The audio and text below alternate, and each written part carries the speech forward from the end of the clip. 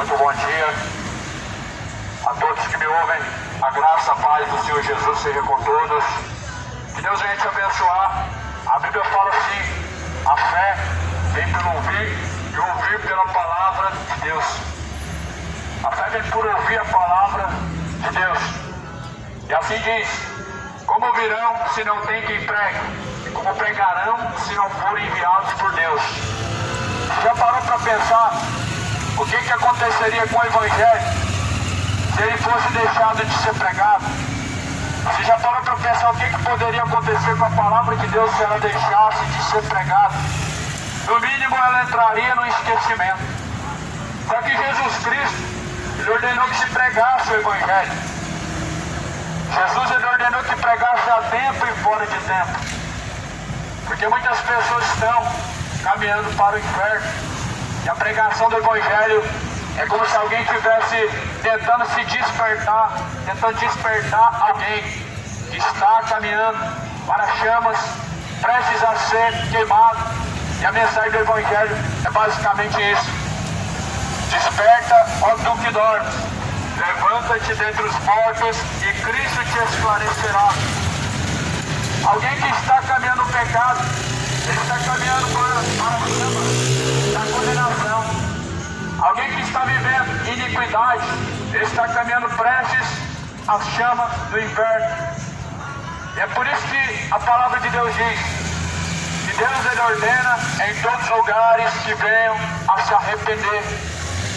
Deus ele anuncia a todos que venham ao arrependimento. Está escrito no livro de Timóteo: toda a escritura divinamente inspirada é proveitosa para ensinar, para redarguir, para corrigir, para instruir em justiça, para que o homem de Deus seja perfeito, perfeitamente instruído para toda boa obra. Então toda a escritura ela foi divinamente inspirada por Deus para nos ensinar, para nos corrigir, para que sejamos diante de Deus aperfeiçoados. Agora, como que uma pessoa pode dizer ter Deus, sendo que a escritura não é a sua regra de fé? Ou melhor, não faz diferença para você, porque muitas pessoas acreditam ainda que só basta crer em Deus, fazer parte de uma religião, estará tudo bem. Mas não estará tudo bem. Não está tudo bem alguém caminhando no pecado e tendo uma religião. Não está tudo bem alguém vivendo de alguma maneira adúltera, ou quem sabe na vida de bebedeira, mas tendo uma religião. Não está tudo bem, pois o pecado faz divisão entre o homem e Deus.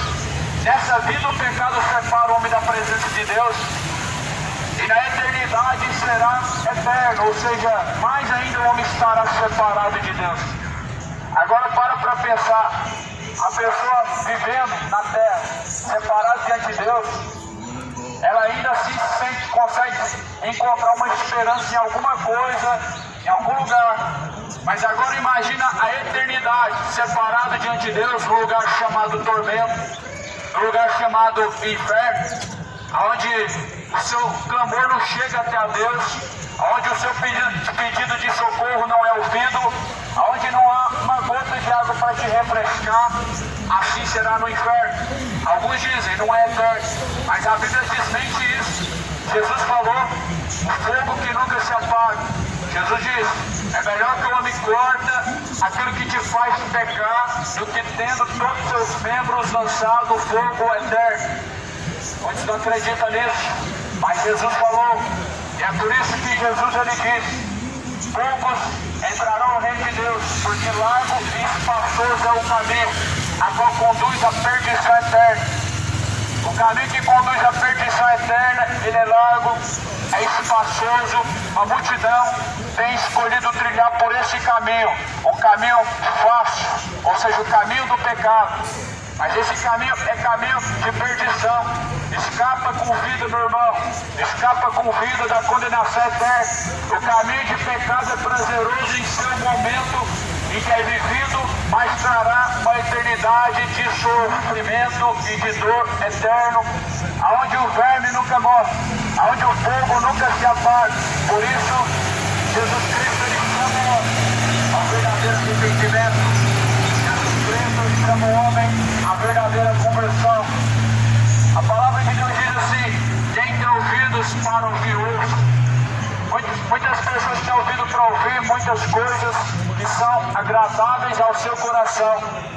Mas como diz, quem tem ouvidos para ouvir, ouça o que diz a palavra de Deus.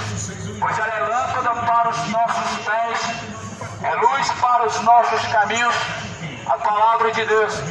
E diz assim ainda mais, em Marcos capítulo 4, a palavra diz que o semeador, ele saiu a semear, e a semente caiu em uma parte da terra, que era as aves e comeram.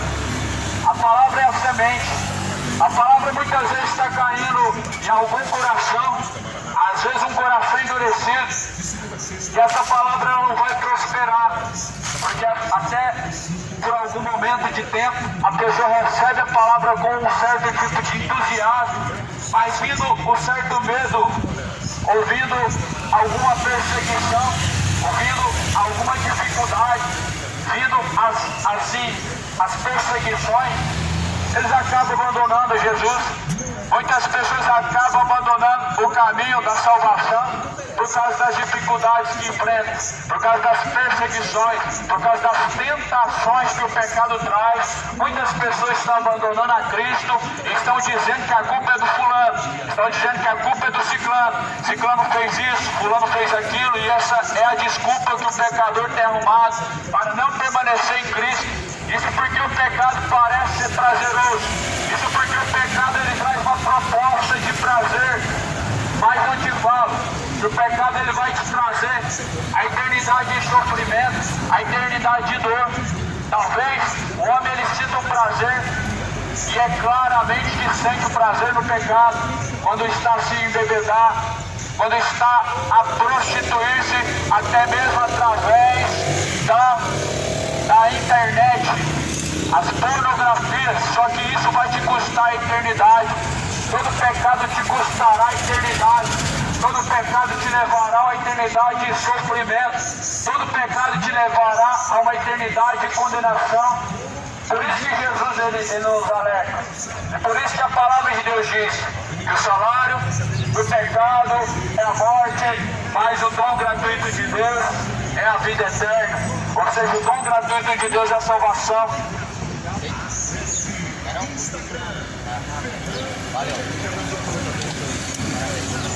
Então assim a Bíblia diz: como ouvirão se não tem quem pregue? Aqui nessa manhã, estou anunciando essa palavra, como Jesus nos anunciou. Jesus, muitas vezes ele foi barrado dentro dos templos.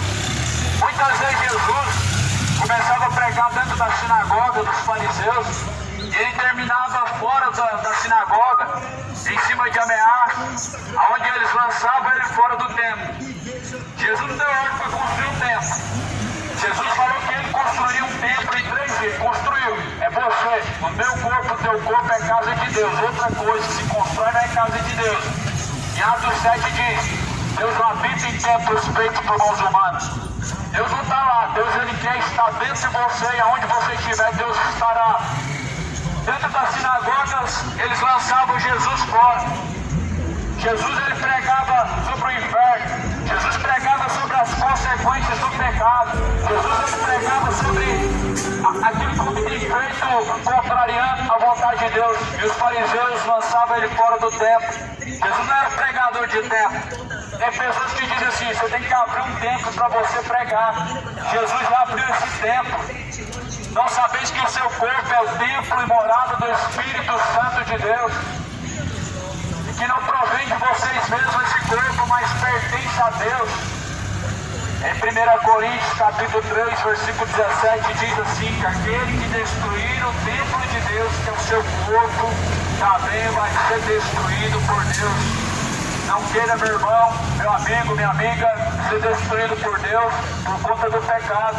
Meu amigo, não queira você estar permanente em qualquer pecado, ainda que seja o menor pecado, ou melhor, a mentira, ou quem sabe a injustiça, ou quem sabe até mesmo a avareza, a soberba, o orgulho, pecados que o homem deixa passar desapercebido, que levarão a uma eternidade de dor, a uma eternidade de sofrimento. Todo pecado trará ao homem a eterna condenação, ainda que alguém não crê, ainda que alguém diga não é verdade, mas a palavra de Deus nos mostra que sim, o homem sofrerá as consequências pelos seus pecados. Por isso eu estou pregando aqui agora: abandona o pecado, abandona enquanto há tempo a iniquidade, larga a bebedeira enquanto ainda há tempo, antes que venha você descer a sepultura e ver que realmente não vale a pena. Abandona a idolatria, os ídolos e mais ídolos levando multidões para o inferno. Reis do futebol, reis da música, só existe um rei verdadeiro, esse rei é Jesus Cristo. Só existe um verdadeiro rei e ele foi crucificado. Mas o homem levanta em seu coração falsos reis. Existem reis e rainhas, mas um só rei verdadeiro é Jesus Cristo. Pelé não foi rei nenhum. Se fosse rei, tinha ressuscitado. Maradona não era rei de nada. Se tivesse sido rei, teria ressuscitado. Roberto Carlos não pode salvar ninguém, por isso que não é rei de coisa nenhuma. Jesus é o verdadeiro rei, é o rei dos reis.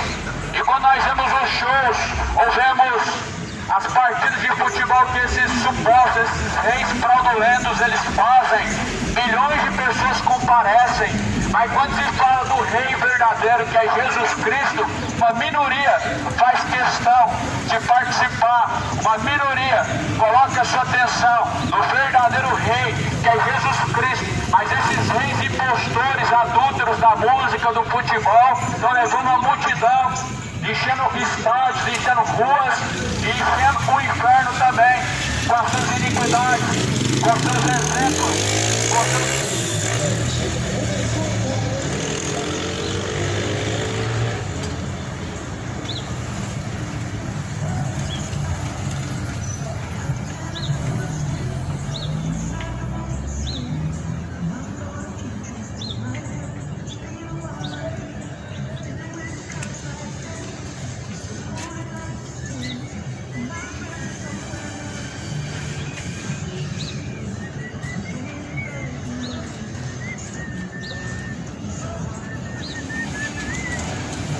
É isso aí, irmão. O megafone ainda está em teste, né? Agora eu consegui ligar a bateria dele toda. Acabou, né?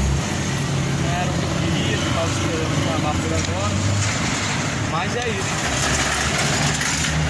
Assim que der eu vou providenciar as pilhas também, né? Pra quando acabar isso aqui eu não ficar na mão.